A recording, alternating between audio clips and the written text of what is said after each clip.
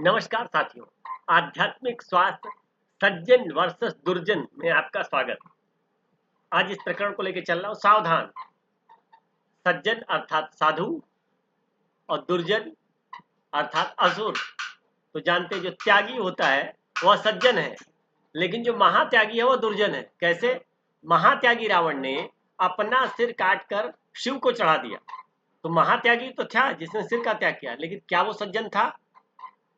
अब आते हैं तपस्वी। तपस्वी तो साधु होता है, सज्जन होता है, लेकिन महातपस्वी कौन होता है? उदाहरण, हिरण्यकश्यप और रावण, ये सारे लोग महातपस्वी थे। तो ऐसे महातपस्वियों से सावधान रहने की जरूरत है।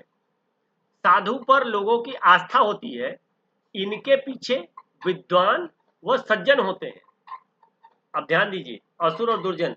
असुरों पर लोगों की भगवान से भी अधिक आस्था होती है। जैसे रावण के साथ लंका का एक एक राक्षस, पृथ्वी व पाताल तक के राक्षस थे।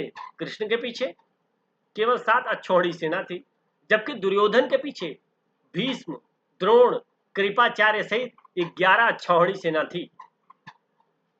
भक्त भक्त हमेशा सज्जन होता है, लेकिन महाभक्त कौन होता है? उदाहरण, रावण या जितने भी डाकू हैं वो किसके? माता के परम भक्त होते हैं। देशद्रोही नेता, रिश्वतखोर अफसर, बेईमान धनी भक्ति में चढ़े भड़े होते हैं। तो ये सारे महात्यागी लोग हैं। ऐसे महात्यागियों से समाज को सावधान रहने की जरूरत है, और शास्त्रों के ज्ञाता और महाविद्वानों से भी ध्यान देने की बात है। तो शास्त्रों के ज्ञाता कौन है और महाविद्वान कौन है? तो रावण जो है वो चारों वेदों का जानकार था। अपने भक्तों को, जो शास्त्र के ज्ञाता है, उनके कष्टों को दूर करते हैं। और जबकि जो महाविद्वान है अपने भक्तों के कष्टों को दूर करते हैं। रावण ने तो प्रजा को सुखी करने के लिए सोने की लंका बना दी थी। ऐसे ही कुछ आपको नेता मिल जाएंगे भारत में, जो सबके दुख को दूर करने के लिए अपने महल पे महल बनवाते जा रहे हैं। जो शास्त्रों के ज्ञाता होते हैं सिद्धि संपन्न है, और जो महाविद्वान है वो सिद्धियों के भंडार है इनके पास। तो जो शास्त्रों के ज्ञाता है वो आध्यात्मिक साधना कराते हैं, और आध्यात्मिक जो महाविद्वान है आध्यात्मिक साधना तो कराते ही हैं, और मार्ग में मिलने वाले भोगों जैसे रोग से मुक्ति में भी फंसाकर ठगते हैं। ये आपको रोग मुक्त कराते रहते हैं।